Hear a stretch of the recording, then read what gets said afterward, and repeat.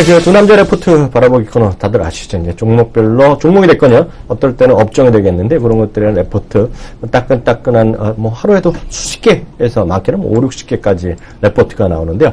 그 중에서 좀 우리 시청자분들과 함께 지금 소통할 수 있는 종목을 찾아서 같이 소개해드리고 그 안에서 어떤 시청자의 눈에서 좀 질문할 것도 서로 얘기해보는 코너입니다. 오늘도 두 종목 준비해봤습니다. 오늘 첫 번째 종목 어떤 것부터 발표해 대표?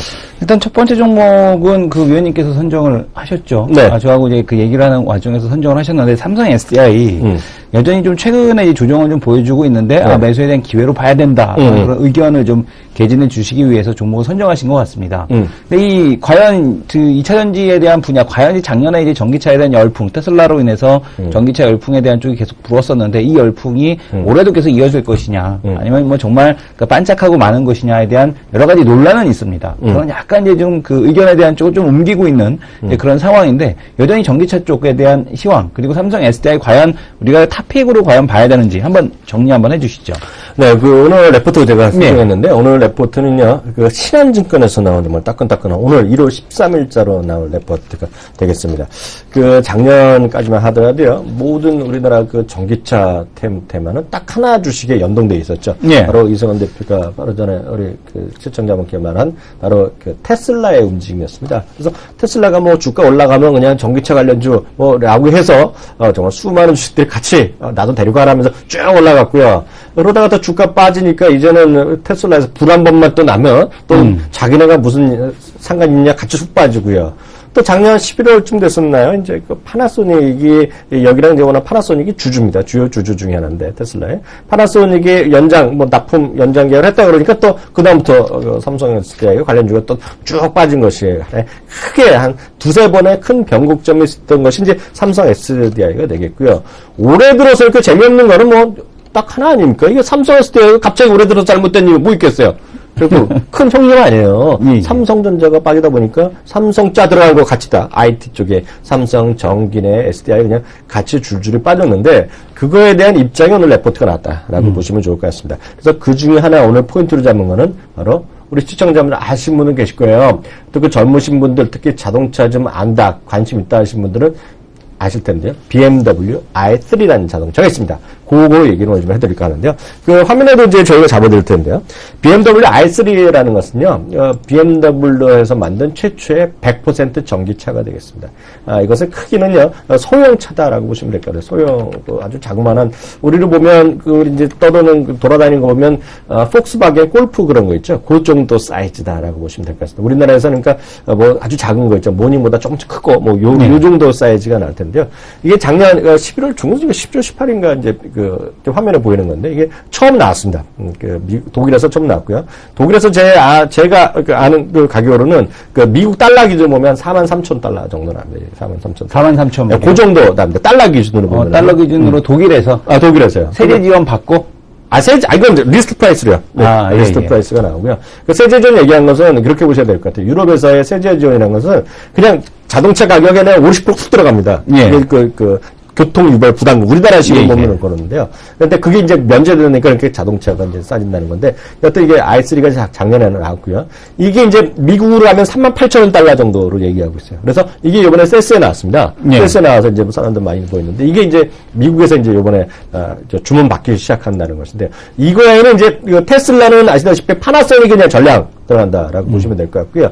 이 차는 BMW i3는 삼성 S사에서 독점한다. 라고 보시면 좋을 것 같아요. 그리고 이제 또 하나 지금 얘기는 안 나오는데, 이거 말고 그 하이브리드 자동차가 있습니다. 이 BMW에서 올해, 정말 뭐라 그래요? 엄청난 기대를 갖고 하는 거가 i8이 있습니다. 한번 확인되면 BMW i8이 있는데요. 이것은 하이브리드입니다. 전기랑 휘발유랑 하이브리드인데 이것은 이제 작년 도쿄 모터쇼에 나와갖고요. 또 선풍적인 인기를 끌었고요. i3는 아직 얘기가 없는데 i8은 대한민국에도 출시 예정이 되어 있습니다. 때문에 올 가을 정도에 나올 걸 알려주는데 그건 값이 좀 비싸죠. 근데 여하튼 이런 쪽에 i3는 독점이고 i8은 약간 뭐 다른 얘기가 되겠는데요. 여하튼 전기 자동차가 많이 나오고 있다. 지금 i8입니다. 이거는. 이거 스포츠 하이브리드 차인데요. 이거가 이제 올 하반기에 이제 미국, 독일 다 나오고요. 우리나라도 이제 수입 판매한다는 것인데 이것은 100% 전기차가 아니라 소위 EV가 아니라 하이브리드 EV라고 보시면 되겠는데요. 여하튼요. BMW i3가 많이 팔릴 거로 지금 예측이 되고 있는데요. 그래서 어느 정도냐? 미국에서는요, 올해 작년 기준으로 96,000대가 EV랑 하이브리드 장차에 팔렸는데요. 올해 지금 그게 30만 대 수준으로 예상하죠. 예. 그러니까 이거는 테슬라가 아니라 미국 시장 전체인데요. 그럼 30만 정도 되면 한 2% 정도에서 3% 정도까지 마켓 시어를 갖고 가는 것인데요. 이건 아직 초기라는 생각을 갖고 있고요. 우리 이제 머리 아파하게 생각하실 게 없어 보이고, 이 레포트에도 이렇게 있는데요. 목표 주가 얘네가 20만 원 내려놨는데요. 투자 의견은 매수를 유지하고 있는데요. 딱 삼성 SDI는 이렇게 보시면 될 것 같아요. 2차 전지, 그러니까 스마트폰의 2차 전지, 쉽게 얘기해서 경쟁력과 단가 인하 압박, 누가 단가 내리라 그러겠어요? 네. 삼성전자에서 내리라는 거 아닙니까? 삼성전자가 물건값을 싸게 주면 부품이라도 내려가야 되잖아요. 다니까 실적이 안 좋아진 거예요. 그러니까 4분기 실적이 안 좋아진 거고요. 1분기는 무조건 좋아지죠. 왜냐면 4분기를 보너스 준 거잖아요. 네. 그러니까 여기 이제 조금 더 들어가는 것이 있어 보이고요. 중요한 것은요, 올해, 여기 이제 여기 자세히는 안 나는데 짧은 레포트가 그래서 안 나는데, 올해 2차 전지 있죠? 자동차용 대형 2차 전지입니다. 소형이 아니라 대형이라는 건 보통 5,000배 이상의 그 부가가치가 있다는 거예요. 소형보다요. 그러니까 자동차용 2차 전지는 올해 350%. 자동차용 2차 전지가 350%. 삼성 SDI의 경우에, 삼성 SDI의 경우에. 그리고 ESS인가 그거 있잖아요. 그 배터리 저장하는 거, 유럽에서 많이 쓰고 이런 것들과 또한 거 300% 정도 늘어난다고 얘기하고 있어요. 300%. 그래서 그렇게 돼서, 그렇지만 아직도 대형 2차 전지는 적자, 올해도. 회사 측에서 얘기한 겁니다. 제가 말씀드린 것은 찾아보면 다 나와요. 애널리스트가 얘기한 거 믿을 것도 없고, 정말 이거 쉽지 않은 것인데요. 2차 전지는 올해도 적자, 대형 전지, 2차 전지. 그렇지만 내년에 흑자전환 가능성이 크다. 라고 보셔야 될 것 같아요. 그러면 그 수치만 딱 보시면 돼요. 그러면 어느 정도의 모멘텀이 나오느냐. 이건 뭐 예측대로 된다는 전제하에서인데요. 제 밑에 화면 좀 한번 잡아주실래요? 네. 보시면요. 매출입니다. 매출 보시면 아예 그냥 표로 봐주세요. 이 표를 한번 볼까요? 그건가? 실적 전망부. 그 제일 윗페이지입니다. 여기 보면 밑에 나올 텐데요. 2013년에 영업이익만 보겠습니다. 작년에 훅 줄어들어서요. 380억입니다. 380억. 여기 보세요. 예, 여기를. 표 좀 쳐보세요. 줄 탁 쳐보세요. 거기 있죠. 영업이익. 380억 딱 나오죠? 네네. 그거. 380억. 그러니까 작년에 이제 새로운 투자도 하고 말이에요. 그리고 이제 2차 전지, 소형 전지에 이제 비용도 많이 때문에 훅 내려갔어요. 근데 올해요. 대충 5배가 납니다. 5배. 1760억 나오죠? 2015년에 3천억이 나옵니다. 3천억. 예. 이게 왜 그러냐? 2차 대형 전지에서 자동차 부분에서 이제 돈을 벌기 시작해서 그러는 거예요. 물론 예측입니다. 예측. 예. 이거 틀리면 누구한테 욕을 해야 돼요? 이 신한금융 투자한테 욕을 해야 되죠. 뿐만 아니라, 이거는 얘네뿐만 아니라 다 대부분 이렇게 쓰고 있어요. 키움은 거 제가 안 봤지만, 키움도 대충 이렇게 작년에 올해 마진을 하고 내년에 폭주한다. 그래서 딱 보시면 돼요. 올해보다는 내년까지 보고 이걸 사면 삼성 SDI는 된다. 그 레포트가 나와있다라고 보고 있고요. 저는 삼성 SDI 지금 삼성 엔지니어링이 엄청 빠졌다고 그랬잖아요. 말도 안 되게 주가 떨어져 있다. 기술적으로요. 떨어져서 올라가잖아요. 제가 봤을 때 언젠가는 삼성 SDI도 아무 일 없던 것으로 다시 올라갈 수 있다. 이 정도 좀 생각을 하고 있네요. 이 대표님. 저는 너무 좀 낙관적인 시나리오가 아닌가. 제가 낙관론이 아니라 이 친구가 낙관론인 거죠. 자동차 전기차 업종에 대해서 너무 낙관적인 시나리오를 가지고 있다라고 좀 보고 있는데, 그 이유가 뭐냐면은 도요타에서 한 얘기를 얘기를 드릴 필요가 있을 것 같습니다. 도요타에서 어떤 얘기를 했냐면 전기차에 대한 미래는 너무나 낙관적이다. 특히 이 충전 시간이 너무 오래 걸리고 주행 거리가 짧기 때문에 이 짧다는 단점이 전기차를 대중화하는 데 있어서는 수소차가 아마 그 자리를 대신할 것이다라는 얘기가 있습니다. 그리고 이번에 도요타 지금 세스에서 도요타 BMW i3를 말씀하셨는데요.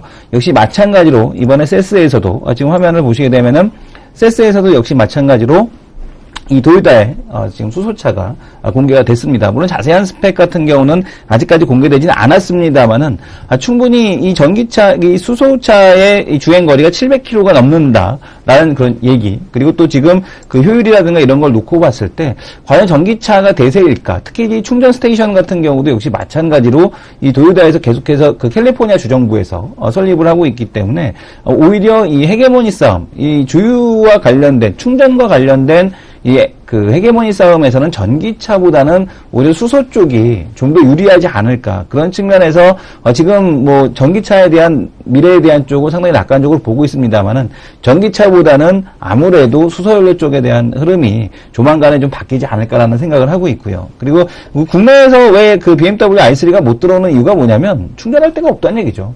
그죠? 그러니까 어떤 그 확산이나 이런 데 있어서는 상당히 제한적일 수밖에 없다라고 생각을 해서 너무 전기차에 대해서는 작년보다는 아마 그런 시각에 대한 변화가 조금씩 나타나는 한 해가 되지 않을까. 저는 이렇게 예상을 하고 있습니다. 맞습니다. 누가 맞을지 모르죠. 사실 그 수소차 타봤어요? 아, 수소차 아주 20년 전에 타봤습니다. 아, 그 학교에서 이렇게 시험하고 그럴 때가 타봤어요? 전 진짜 타봤어요, 2번이나. 제가 제 친구가 여기 일한다 그랬잖아요. 정말로. 그래서 그 투싼 있죠, 투싼. 투싼 IX. 투싼을 제가 타봤어요. 제 친구는 이제 그쪽 일을 할 때 아예 타고 다니거든요. 투싼을 타고 다니는 그 수소차를 갖고 딱 이렇게 선정같이 해갖고 현대 자동차에 다니시는데 제 친구야. 아주 어렸을 때부터 막역한 친구가 타고 다니고, 그거 이제 실무를 하고 있는 친구인데, 가격도 뭐 괜찮다 그래요. 뭐, 지금 가격은 이제 공개를 안 했는데, 또 억 단위가 넘습니다, 지금요. 근데 지금 많이 떨어지겠죠. 근데 이게 엄청 좋아요. 그리고 너무나 조용해갖고, 엔진 소리도 뭐, 전기차도 마찬가지로 엔진 소리를 선택합니다. 그냥 부렁부렁 그런 것도 있고, BMW도 있고, 뭐 폴쉐 소리도 있고 다 있어요. 자기 선택도 하고 뭐 그러는 건데, 그만큼 차는 좋고요. 정말 너무 어느가에 빨리 정말 얘기가 났죠. 우리 태양광도 비용 대비 효율이잖아요. 그러니까 결국 수소가 먼저가 될지 전기차가 먼저 될지 뭐 아무도 모르겠지만 중요한 거는 예전 영화 예를 들면 매드맥스 이런 거 시리즈 정말 쌍팔년도 영화 보면은요 휘발유가 없어서 자동차 못 가잖아요. 그게 이제 새로운 세대가 나오면서 휘발유 대체하는 것들이 많이 나올 텐데 그것도 뭐 꿈 같은 얘기가 될 수 있죠. 왜냐하면 휘발유만한 만큼 지금 싼 게 없으니까 현실적으로 보면 그리고 엄청나게 뭐 기름이 없다 그러지만 미국에서 엄청 뽑아낼 수 있는 기름이 또 무궁무진하다는 얘기 많이 하고 있거든요. 그러니까 그건 정말 가봐야 되겠다라고 일단 말씀드릴 수 있어 보이고 이 대표는 어떤 거 준비했어요? 저는 계속해서 그 블레이드 앤 소울, 지난주 금요일에 이어서, 오늘도 키움증권에서 블레이드 앤 소울에 대한 보고서가 나왔습니다. 아, 키움에서요? 예. 오늘도 아마 지금 하락을 하고 있죠? 오늘 아까 많이 떨어졌어요. 3-4% 떨어지던데? NC소프트 같은 경우 오늘도 제가 보기에는 하락하는 걸로 알고 있는데요. 지금 어제도 금요일날도 하락을 하다가 아래 꼬리를 길게 달고 올라왔는데, PC방 점유율이 하락을 했다라는 것 때문에 지금 주가가 하락을 하고 있거든요. 근데 이제 그건 상당히 좀 우려스러운 쓸데없는 기우라라는 판단을 하고 있습니다. 지난주 금요일에도 말씀을 드렸듯이 당연히 대규모 이벤트 이후에 점유율이 하락하는 건 아주 당연한 자연스러운 현상이다라고 보셔야 될 것 같고요. 그리고 지금 이번에 텐센트 150만 동접자를 발표를 했습니다. 제가 내부적으로 알고 있기로는 한 200만이 넘었다라는 얘기는 알고 있거든요. 근데 이제 공식적으로 발표된 자료에 의하면 지금 150만이 넘었다라는 그 화면을 통해서 보시게 되면 이 텐센트 자료 화면인데요. 150만 돌파에 대한 지금 그 자료 화면이 좀 나가고 있죠. 근데 이 150만이 돌파가 됐고 지금 얘기는 뭐냐면은 회사 측에서 기대했던 것 이상에 대한 지금 매출에 대한 쪽이 나오고 있다라는 그런 발언이 나오고 있습니다. 그러니까 지금 NC소프트가 본격적으로 오르기 시작했던 이 11월 중순 이후의 흐름이 왜 오르기 시작을 했냐면 텐센트 홀딩스의 IR에서 나왔죠. 블레이드 앤 소울의 초기 반응이 너무나 좋다라는 그런 발언 이후로 주가가 상승했는데 오늘도 보게 되면은 블레이드 앤 소울의 매출 추정치를 2천억 이상으로 상향을 하고 목표 주가를 키움증권입니다. 지금 27만 원에서 지금 이제 33만 5천 원으로 지금 상향을 했는데 잠깐만요. 키움에서? 네, 키움에서 주가 떨어졌는데 올려버렸어? 예, 목표 주가를 상향을 시켰습니다. 이거 틀리면 욕할 땐 정해졌네. 예. 근데 지금 보게 되면 한번 화면을 통해서 이 매출에 대한 구성을 한번 볼 텐데요.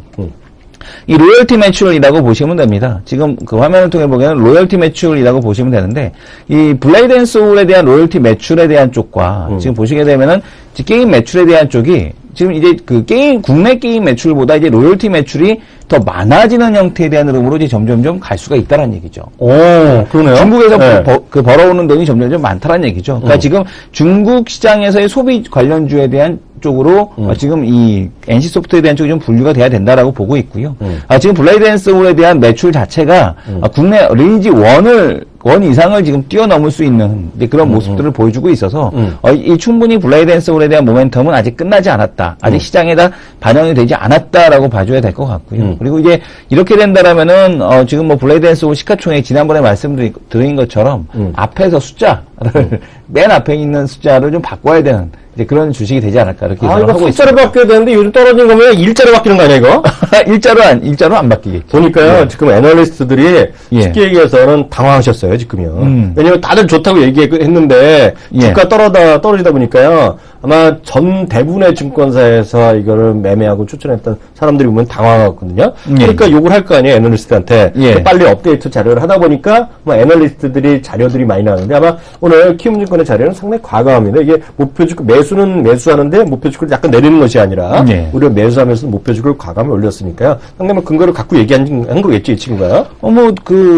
지금 이 추정치 자체도, 그러니까 현업에 계시는 분들 얘기를 들어보게 되면, 블라이den솔에 대한 이 추정치를 제가 얘기를 해줬거든요. 상당히 보수적으로 추정을 한 거다라는 얘기를 하고 있어서, 아무래도 이 지금 과감하게 올리긴 했습니다만은, 이것도 상당히 좀 보수적으로 반영한 추정치다라는 얘기를 현업에 계시는 분들이 하기 때문에, 좀 더 우리가 좀 더 신뢰성 있는 보고서가 아닌가, 이렇게 예상이 됩니다. 아니, 그 집안분 중에 게임을 하시는 분, 그 업체를 운영하시는 분 있는 걸 알고 있는데, 자꾸 똑같은 얘기 하는 거 혹시 피스방 하는 친구가 있는 거 아니에요?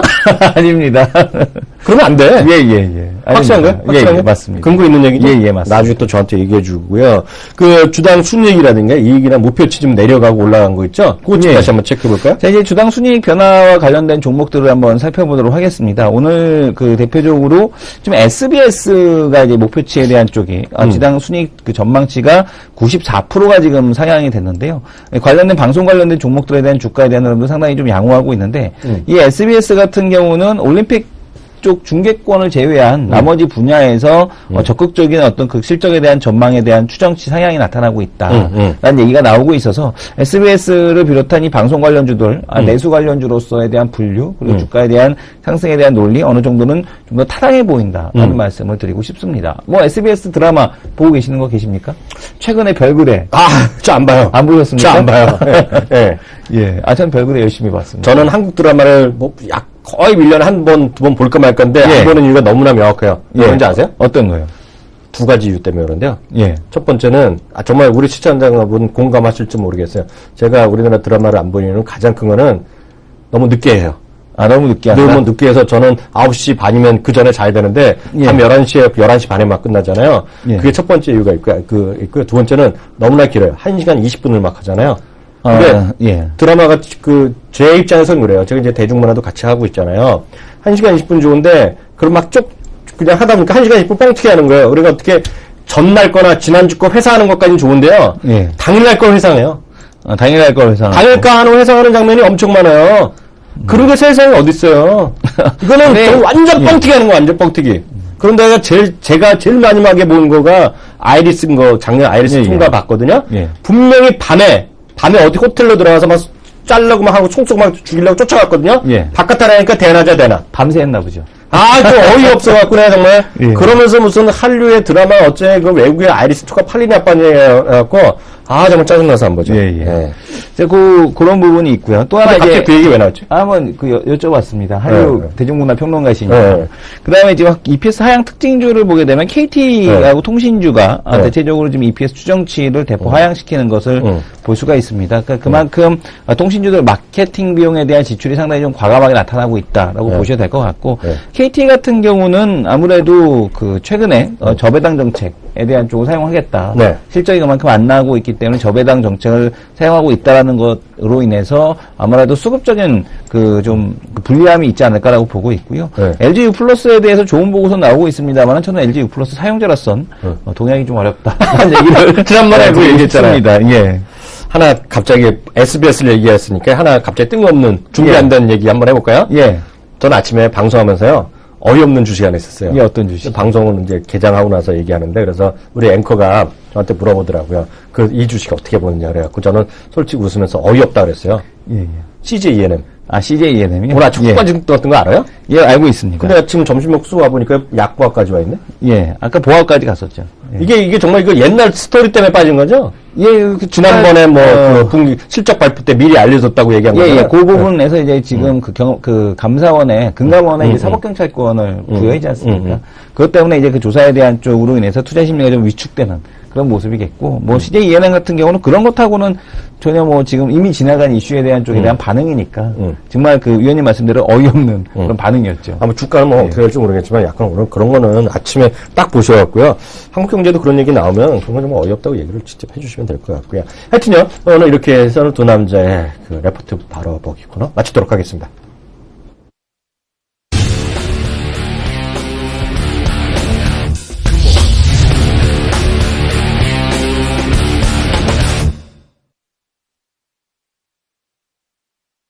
네, 그 진격의 전문가 코너입니다. 저희 이제 이 시간은요, 매일 다른 분을 모셔 초대해갖고 얘기하는데 매주 월요일은요, 주간 단위로 수익률이 가장 높았던 분, 네. 저희가 초대하고 있잖아요. 오늘의 주인공입니다. 정정균 전문가 모셨습니다. 전문가님 안녕하세요. 네, 안녕하세요. 예, 안녕하십니까. 정말 오래간만에 이렇게. 그래요. 같이 일을 이 방송식으로 할지는 아무도 몰랐잖아요. 꿈에도 생각 못 했는데. 후배도 생각해보세요. 자꾸 말을 잊고 너무 세게 하시는데요. 살찌셨어요? 요즘 좀 네. 부어가지고. 부으셨어요?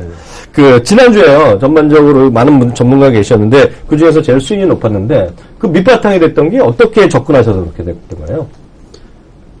글쎄요. 그냥 놀고 있다 보니까 된 것 같은데. 어떻게? 놀고 있다 보니까. 놀고 있다고요? 네. 이 대표가 놀고 있다는 의미가 뭐야? 매매를 쉬셨다는 얘기죠. 매매. 예. 많이 쉬셨나요? 아니면은, 특정의 베팅, 이런 거 원래 정정균 전문가님 제가 알기로는 승부사기들이 좀 있으세요. 그래가지고 종목에 대한 쪽 다른 거는 몰라도 이 기술적 분석에 있어서 튀는 종목 잡아나는 데 있어서는 이 정정균 전문가만한 전문가님이 안 계셨었거든요. 제가 있을 때도.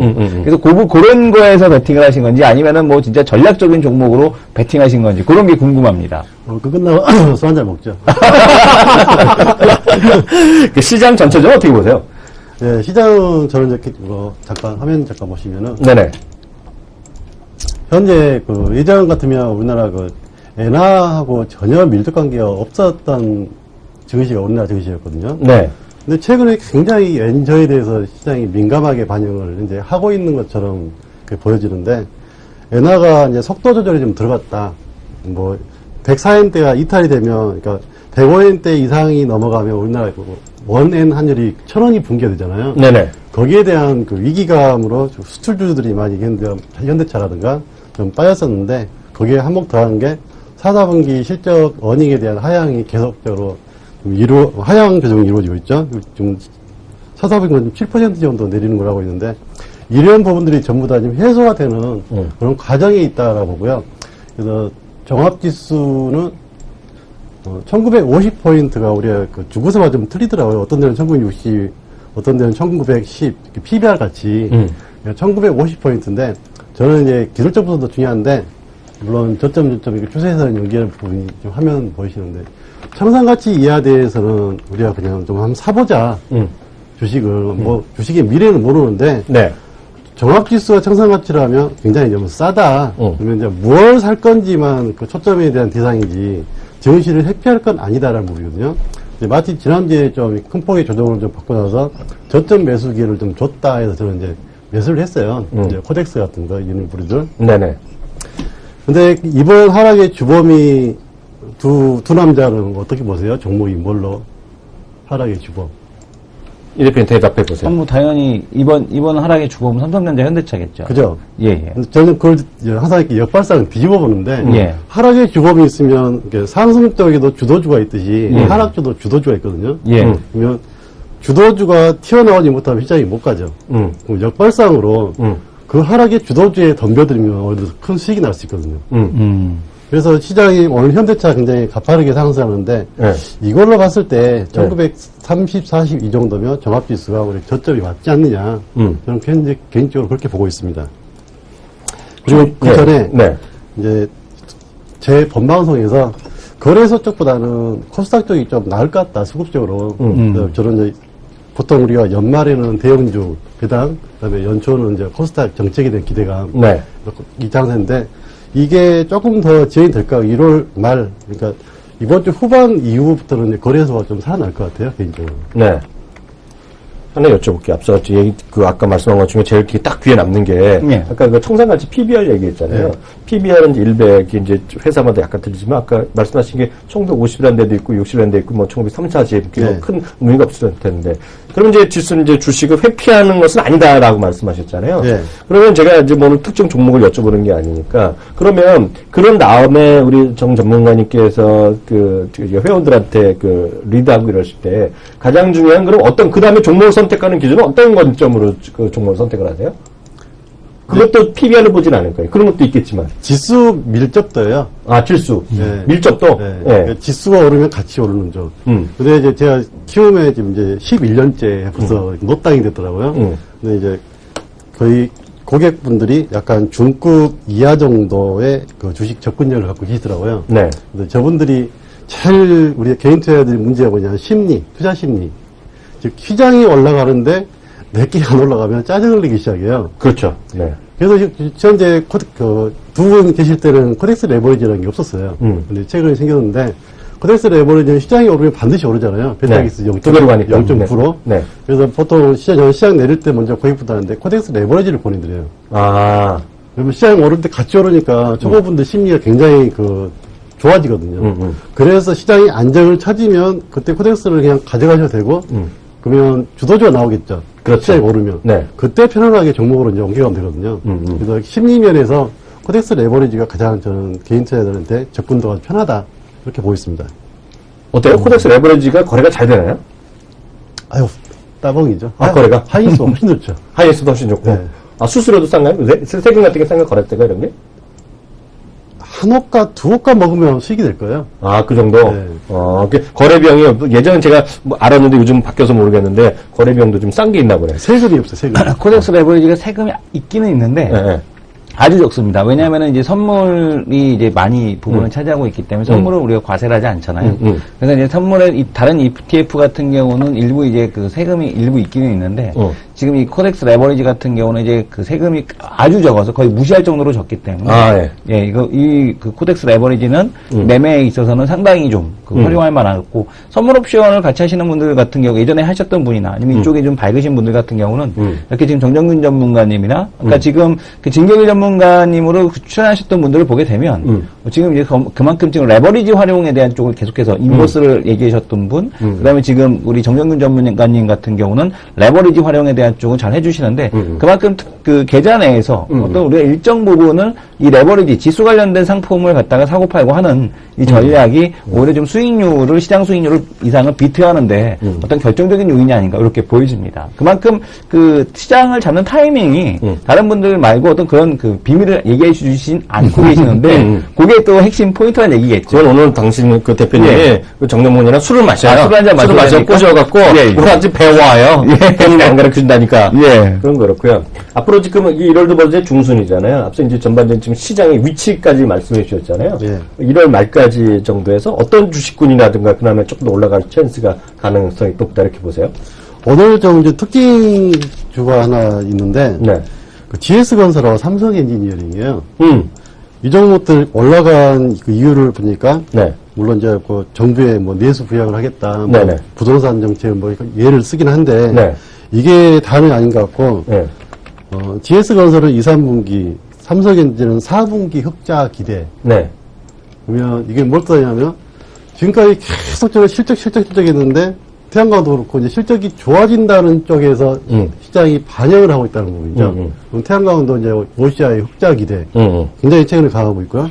이 두 어떻게 보면 이제 이런 얘기해도 되나요? 꼴통 주식 GS건설, 삼성이 두 개가 실적에 대한 부분이 다음 분기도 아니고 4, 4분기 이걸 시장에서 내세우면서 올라가고 있다면 실적에 대한 부분이 하향 조정되고 이제 상승 쪽, 즉 기저효과든 뭐 어떤 부분이든 경기 회복이든 이제 우리나라 너무 싼 가치를 빗대서 실적이 앞으로 좋아지지 않겠느냐라는 시작의 초점이 아닌가 시장에. 그래서 이 부분이 저는 굉장히 좋은 단서가 된다. 앞으로 시장을 볼 때. 그래서 이제는 어닝이 거의 어제 조선주까지 다 얻어맞았기 때문에 실적 하향에 대한 부분은 거의 구분응선 정도 마무리됐다. 시장 반영이. 이제 좀 시장 심리만 조금만 회복이 되면 다시 그 제자리 작업, 저는 우리나라 증시의 제자리를 2050으로 보는데 2050면 작년에 고점인가요? 그죠? 언저리인가요? 작년에 그 정도까지 갔었나? 이번 고점인데요. 그 이제 원래는 시간이 좀 되나? 상관없어요. 상관없어요. 하고 싶은 대로 하셔도 저는 2063포인트였네요. 작년 고점이. 저는 이제 종합지수를 근본적으로 볼 때 우리나라 그 GDP 성장률하고 1인당 국민소득을 봐요. GDP 성장률은 이미 그 8분기 박스권을 넘어갔기 때문에 우리나라 종합지수에서 박스권을 넘어간다 현재 보이고요. 이번 원달러 덕에 25,000달러를 좀 넘어간 걸로 알고 있거든요. 그러면 미국이든 일본이든 앞서가는 시간적인 부분이 있는데 결국 우리나라 증시가 GDP를 따라갑니다. 그러면 결국은 지금 너무 싸다는 부분이죠. 결국 그 부분을 봤을 때. 그래서 위쪽으로는 대통령 표현대로하면 3년 후에 뭐 4만 불 시대. 네. 시장이 4,000포인트까지 간다는 뜻이거든요. GDP 비용으로 따지면. 네. 그런데 이 증시가 현재 1900대 청산가치 돼 있다고. 이건 밑에 대한 부분보다 이제 언제 해줄 거냐. 그 다음에 어떤 종목이 과연 주도를 치고 실적이 좋아지고 시장을 주도를 할 거냐라는 선택의 문제지 시장에 대한 고민을 할 자리가 아니라는 판단이에요. 그래서 좀 뭐, 거래소는 당연히 매수했지만 지금 이제 코스닥이 굉장히 최근에 셌는데 이 부분은 다시 2월달 조정 이후에 3월달부터 코스닥은 저는 이제, 그동안 기나긴 한 4년 빡셌거든요. 네. 그걸 돌파를 시도를 할까 하면 정부 2년차가 가장 세요. 정책에 대한 힘은. 그러니까 여기저기서 요즘은 2년차, 2년차 얘기하는데 박근혜 대통령이 지난주 금요일에 발표하셨죠. 474. 747을 좀 뒤집어서 474 정책, 474를 추진하시겠다라고 얘기하셨기 때문에, 지금 정정균 전문가님 말씀하신 대로 GDP에 대한 성장, 그래서 이제 현호석 경제부총리가, 3개년 경제계획, 계획을 짜겠다라고 말씀해 주셨죠. 그러니까 지금 상당히 그런 것과 그 맥을 좀 같이 하고 있다라고. 474가 뭐예요? 난 잘 모르겠어요. 지금 4% 경제 성장률 4%. 4%. 그 7은? 예, 그리고 7은, 지금 이제 고용률 70%. 70%? 그리고, 예, 4만 불 시대. 이거를 얘기하시는 거죠. 마지막에 4가 뭐라고요? 예, 4만 불. GDP 4만 불. 그게 474? 예. 근데, 난 그래서 474에 예. 거기서 4,000포인트가 있네, 갖고. 4,000포인트까지는 아니고요. 하여튼 4,000포인트 간다는 거죠? 몇 년 안에? 할 수 있다? 아니, 미국이나 일본이나 GDP 대비로 보면 항상 앞서갖고 뒤서했으니 GDP하고 같이 갔거든요. 그렇게 봤을 때, 이제 대통령이 뭐 상황 간다 했으니까, 거기 간다면, 그 1년 전이든 1년 후든 우리나라 증시도 간다. 그러니까 대통령이 이번에 제시한 정책이 저는 정확히 잘 안 봤는데, 그거 맞다 그러면, 그죠. 그거 된다 그러면 지수는 4,000포인트 가는 거다. 그죠. 근데 현재 25,000달러니까 2,500포인트. 4만 달러에 딱 가야겠네? 4만 달러? 가기 좋죠. 가면에 또 4,000포인트도 간다? 그죠. 아휴, 갈지 모르겠네, 이거. 갑자기 끝까지 들으니까, 이거 자신 없어지는데. 그래서 뭐 훗날 얘기고, 네. 보통 우리가 임기 1년 차에는 이제 새로운 내각이 서서 좀 이렇게 불소통이랄까요? 네네. 기존층하고 네. 신내각하고 아니면 기존 네. 경제 질서하고 뭐가 이렇게 안 맞는 틀이 있었고, 네. 지난해에는 복지를 좀 많이 강조하셨잖아요. 네. 이제 올해는 이제 1년 적응도 하셨고, 이제 경제에 대한 부분을 굉장히 많이 강조를 하셨기 때문에, 그 다음에 어느 정도 파악했기 때문에 보통 2년, 3년 차 저는 가장 정권의 힘이 세다고 보거든요. 네네. 그 다음에 4년 차는 다시 이제 좀 흐름은 더해지는데, 네. 이 시기가 우리나라한테 가장 좋은 시기가 아닌가. 여기에 이제 한국은행 정책만 조금만 받쳐진다면 좋겠는데, 그러니까. 그 부분이 좀 아쉽습니다. 예, 하여튼 오늘 좋은 얘기 많이 들었고요. 다음 주에 또 뵀으면 좋겠네요. 희망을 받는 그런 얘기 또. 매주 앞으로 출연하도록 하겠습니다. 그렇게 되겠어요. 네, 오늘 수고하셨습니다. 감사합니다. 수고하셨습니다. 네, 지금까지 우리가 징조의 전문가 코너 마치겠고요. 다음 코너는 우리 토크 배틀 시간으로 들어가도록 합니다.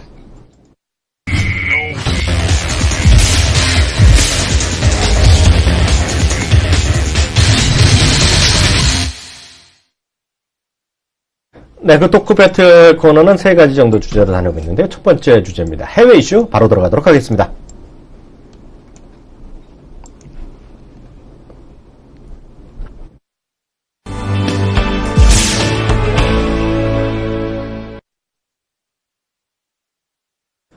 네, 그 해외 핵심 이슈는 제가 오늘 선정해봤는데요. 저는 지난 주말에요. 지난 토요일 날 새벽에 일어나서 미국 시장을 훑어보는데요. 약간 추세적으로 약간 뭔가 좀 분위기가 좀 싸하게 바뀌는 걸 좀 느꼈어요. 이성원 대표는 어떻게 느꼈는지 모르겠지만은요. 토요일 날 아침에 일찍 일어나서 봤어요?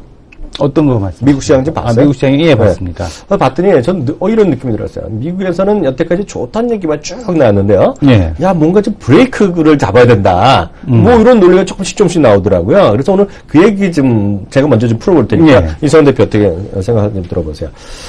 HSBC라는 곳이 있잖아요. 예. HSBC는 전 세계에서 자산 규모로만 2, 3회 정도 되는 아주 큰 대형 은행입니다.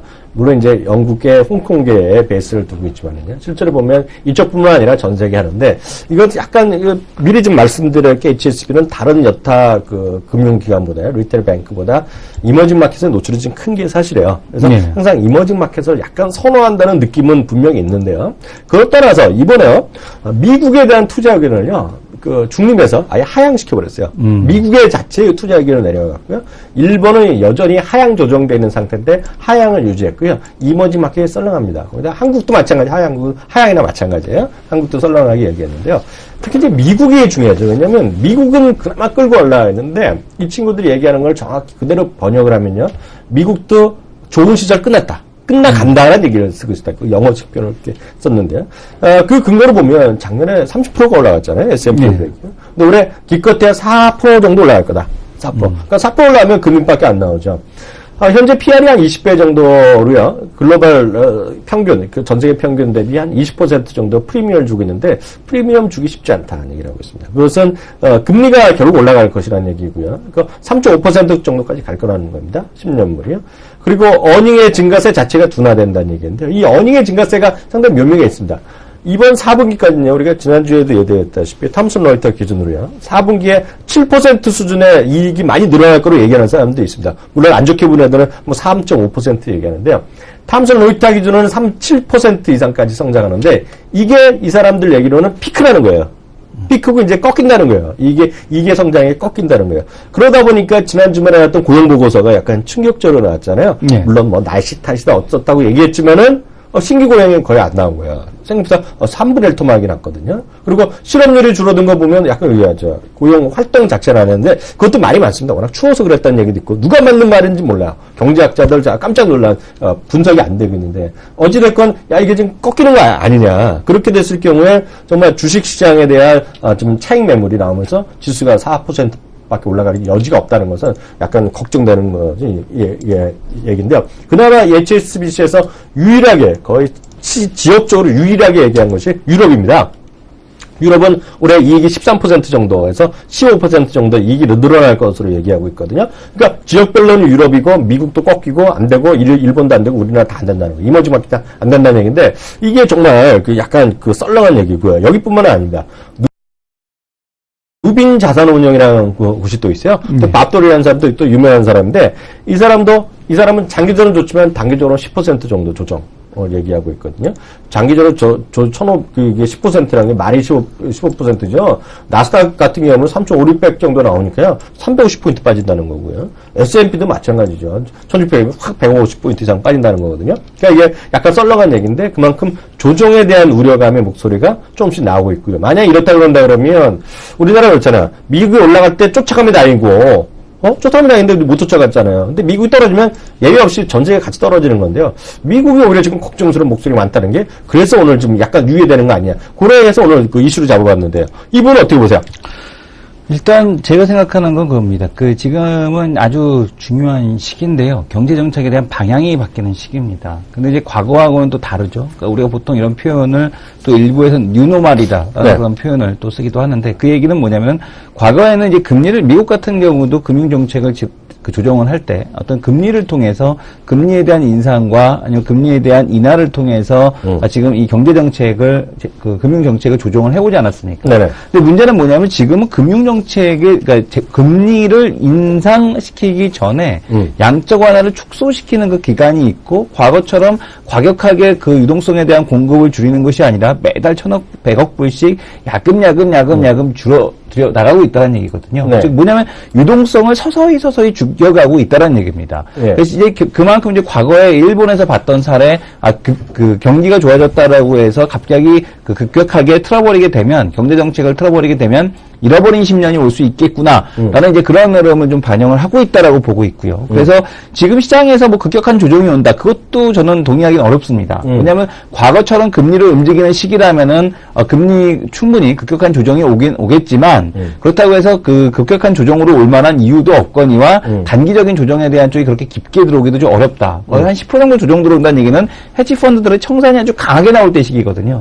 그래서 그 조정이 그렇게 급격하게 나온다는 데는 동의하기는 좀 어렵고 다만 위로 크게 상승할 것이냐에 대한 쪽에서는 또 그것 또한 절반은 동의한다. 라는 얘기를 합니다. 왜냐하면 지금 미국만 그 유동성을 축소시키는 전략을 가져가는 게 아니죠. 지금 보게 되면 중국도 역시 마찬가지로 유동성을 축소시키는 그런 전략을 가져가고 있는데 계속해서 지방부채 롤오버하면서 지금 중국의 경제 성장률을 7.5%에서 올해도 7%로 하향 조정을 하고 있고요. 물론 아직까지 7%라고 확정된 바는 아닙니다. 중국에서 양회가 또 이제 끝나야 되겠죠. 네. 양회가 끝나봐야지만 그것이 확정이 되겠지만 7%는 뭐 거의 뭐 공식적으로 대부분들 지금 다 이렇게 알려져 있는 상황이기 때문에 네. 이 G2의 그 긴축적인 상황 서서히 긴축적이라는 얘기죠. 과거처럼 가는 것이 아니라. 그래서 이런 흐름을 놓고 본다라면 올해도 위로 치고 가기도 어렵고 급격하게 조정하기도 어려운 박스권에 대한 흐름이 계속 이어져 갈 수밖에 없는 상황이 펼쳐지는 것이 아니냐. 그래서 저는 너무 이렇게 급격한 조정에 대한 시각도 동의하기는 어렵지만 또 위로 치고 올라간다라는 그 절반 위로 치고 올라간다는데도 동의하기는 어렵다. 그래서 지금 그 해외 IB들에 나오는 자료 그 조정에 대한 쪽을 언급을 하는데 그 의견에 대해서는 절반 정도만 동의할 수 있겠다라는 말씀을 드리고 싶습니다. 종목군 얘기 한번 바로 들어가 볼까요? 오늘 예. 아침에 앞서 이제 그 CJNM도 얘기했지만은요. 오늘 종목으로 아침에 풀러덩 빠졌다가 지금 보니까 다시 보니까 많이 회복되는 게 하나 있어요. 예. 뭔지 알아요? 현대건설. 그 현대건설. 예. 현대건설 이제 복잡하게 지금 역학 구조가 들어갔어요. 현대건설. 이거 많이 올라 보여까지. 또 빠졌다니까요? 예. 아침 이거 뭐 상업포인트 훅 빠졌잖아요. 상업포인트 예. 빠졌었는데. 그리고 이제 제가 이제 다코스로 제가 키우는 현대로템. 예. 거기다 현대 엔지니어까지 엮여갖고 막 이거 위에다 나오는데, 그 얘기 좀 해봐주세요. 그건 이게 현대 로템이 아니고, 현대 엠코죠. 엠코인데, 이게 어떻게 된 거냐면은, 현대 엠코에 대한 지분을 정의선, 그 부회장이 27.3%인가요? 30% 가까이 갖고 있습니다. 근데 이 현대 엠코는 국내에서 건설 쪽을, 네. 주택건설 쪽을 하고 있고요. 네. 현대 엔지니어링은 말 그대로 삼성 엔지니어링처럼 플랜트를 하고 있습니다. 그래서 이 두 회사를 근데 합병을 하겠다라는 얘기를 하고 있는 거거든요. 네. 근데 이제 시장에서 던지는 퀘스천은 이거죠. 아니, 주택건설하는 쪽하고 지금 엔지니어링 쪽하고 합쳐봐야 무슨 시너지가 나겠느냐. 왜냐면 이제 이 건설 분야가 완전히 다릅니다. 그러니까 이제 우리가 보통 그 공학으로 얘기한다면은 엔지니어링 쪽은 기계공학 쪽이고요. 그 다음에 이제 그 건설, 지금 보게 되면은 이 주택건설이나 이런 쪽 같은 경우는 오히려 진짜 건축과에 가까운 전형적인 건설 이 분야라는 얘기죠. 그래서 완전히 이제 서로 다른 분야에 대한 쪽이기 때문에 과연 이제 시너지 효과가 나겠느냐라는 쪽에 대해서 퀘스천 마크를 던지는 겁니다. 그러니까 거기서 이제 나오는 얘기가 뭐냐면 그렇다면 그런 포트폴리오를 가지고 있는 회사가 현대그룹에 또 있죠. 현대건설이 있습니다. 그럼 현대건설과의 현대엠코와 현대엔지니어링을 합병을 시켜서 덩치를 키운 다음에 현대건설과 다시 한번 합병을 하는 그런 시나리오가 아니겠느냐. 그래서 그 정의선 부사장인가요? 지금 부회장인가요? 정의선 씨가 지금 현대건설에 대한 지분을 취득해 나가는 그 과정상에 있지 않겠느냐. 그래서 아침에 이제 빠졌던 것은 현대건설에 대한 전망 자체가 그렇다면은 조금은 그 주식수의 희석이라든가 뭐 이런 거에서 불리한 것이 아니냐라는 것 때문에 빠졌다가 근데 너무나 먼 미래에 대한 얘기라는 얘기거든요. 그래서 이제 지금 다시 한번 올라오는 모습을 보여주고 있는데 요 부분에서 저는 궁금한 건 좀 있습니다. 상속세에 대한 면제가 다시 한번 되느냐에 대한 쪽이고요. 제가 이제 만나셨던 그 선배님도 이제 회사를 매각하시고 나서 상속에 대한 그 관심이 되게 많으시거든요. 근데 이제 뭐 기업들의 자제분들이 상속과 관련된 여러 가지 이제 기법을 통해서 뭐 절한사채라든가 여러 가지를 통해서 이제 그 탈세라기보다는 절세죠. 절세의 기법을 사용해서 이제 국세청에서 많이 막았는데 과연 이러한 기법 자체가 지금 절세의 방법이 되는 건지 이런 부분이 좀 궁금하고요. 그리고 이 시나리오에 대한 현실성 과연 있는 것인지에 대한 쪽도 궁금합니다. 그건 정말 아무도 모르는 거죠. 이건 정말 이게 건설을 현대그룹에 현대차 그룹에서 인수할 때부터 되게 많이 했던 시나리오 중에 하나가 오늘 이제 기사 내가 그러는 건데 이거 사실 아무도 모른다라고 보셔야 될 거 아닙니까? 이게 그 회사 측에서 그리고 또 회사 측에서 아는 사람이 몇 명이나 있겠습니까? 현대차 그룹에 아마 직원들이 수만 명 있을 거 아니에요. 수만 명 있을 텐데 이걸 정확히 하는 사람은 두세 명 있을까 모르겠습니다. 두세 명도 안 될 것 같습니다. 결국 회장님의 높으신 회장님의 뜻 아니에요. 회장님밖에 모르실 것 같습니다. 회장님이 아드님한테 어떻게 넘어가느냐 이거 아닙니까 결국. 이걸 우리가 뭐 얘기하는 것은 논리적으로나 이런 것들에 의미가 없다는 생각 갖고 있고 중요한 것은 이것 때문에 투기적으로 매매하는 것 자체가 의미가 없다는 기본적인 좀 판단을 갖고 있다 이렇게 좀 더 짧게 말씀드리겠고요. 오늘 보니까 하나 좀 다시 우리가 준비 안 된 거 종목을 하나 또 다시 한번 얘기해 보자고요. 우리가 지난주에 제가 그 얘기했죠. 네네. 어떤 거 얘기하셨죠? 제가 레포트 하나 봤었잖아요. 지난 금요일에 레포트 같은 거 기억나요? 어떤 거요? 이거 참 얘기 못. 어떤 거 말씀하시는 거죠? YG요, YG. YG. 예. 매수주 레포트 소개됐잖아요. 예. 오늘 확 오르는 거 보고 있어요? 지금 보겠습니다. YG가 6% 올라가고요. 예. SM이 2% 올라가는데 YG가 주도 주고 오면서요. 고점을 높여놨어요. 그래서 직전 고점이 9월이었거든요. 예. 9월 가격 넘어가고 있어요, 지금요. 예. 또 다시 한번 확인해보죠. YG나 이런 거 어떻게 봐요? 저 YG 일단은 지금 오늘 무슨 재료로 오르고 있는 거죠? 시장에서 뭐 특별한 재료가 있었나요? 지금 뭐 실적 개선에 대한 기대감, 별그대 엔터주 뭐 뜨겁다 이런 얘기 나오고. 지난주 얘기했던 거 그대로죠. 그 위너라든가 위너가 3로 나오고 2NE1 하고 뭐 이런 거잖아요. 예, 지금 근데 저는 여전히 실적을 막상 열고 보게 되면 YG나 이런 쪽 같은 경우 엔화 약세 구간에서는 좀 기대치를 조금은 낮출 필요가 있다. 단기적으로는 이렇게 지금 오르고 있는 순환매 차원에서 상승에 대한 흐름은 나오고 있는데 추세적인 개선에 대한 쪽은 엔화에 대한 쪽 여전히 중국에 대한 기대가 높습니다만은 중국은 멀고 일본에 대한 매출은 가깝기 때문에 아무래도 좀 눈 한 단계 그 시각에 대한 쪽 기대치를 좀 낮춰야 될 필요가 있지 않나. 저는 여전히 그 시각을 유지하고 있습니다. 요즘 약간은 약간은 보수적이고요. 예. 저는 뭐 이 레포트 자체의 신뢰성을 떠나서 지난주에 얘기했던 거 다시 한번 말씀드리겠습니다. 지금 저는 이래요.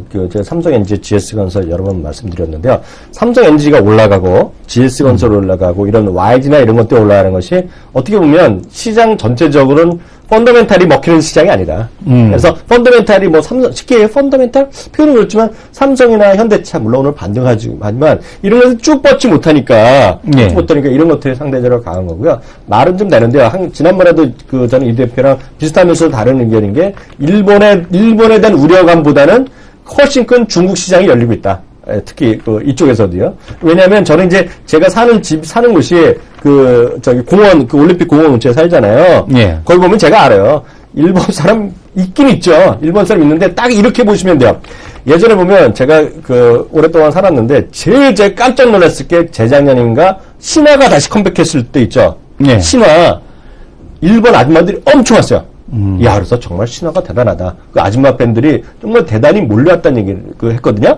근데 그게 아니에요. 지금 보면은요, 지금 요즘 애들 있죠. 요즘 뭐 엑소나 뭐 이렇게 뜨는 친구들 있잖아요. 트윈닝이나 뭐 YG 패밀리 하면요.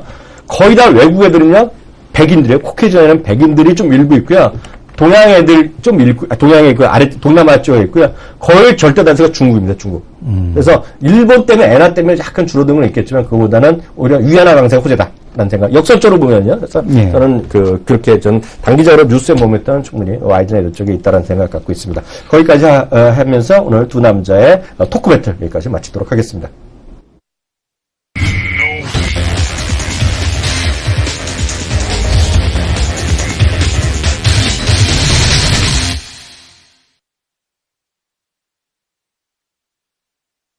네, 하이로 코너입니다. 하이로 코너 이제 다 아실 텐데요. 우리가 여태까지 7번 했나요? 네, 7번 했는데 제가 보면 더 많이 이겼었는데 제가 한번 저중으로 쳐갖고 오늘까지 쳐준 게 아닙니다.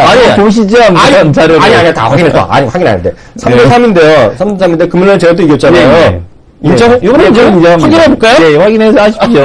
제가 4대3으로 이기고 있는데요.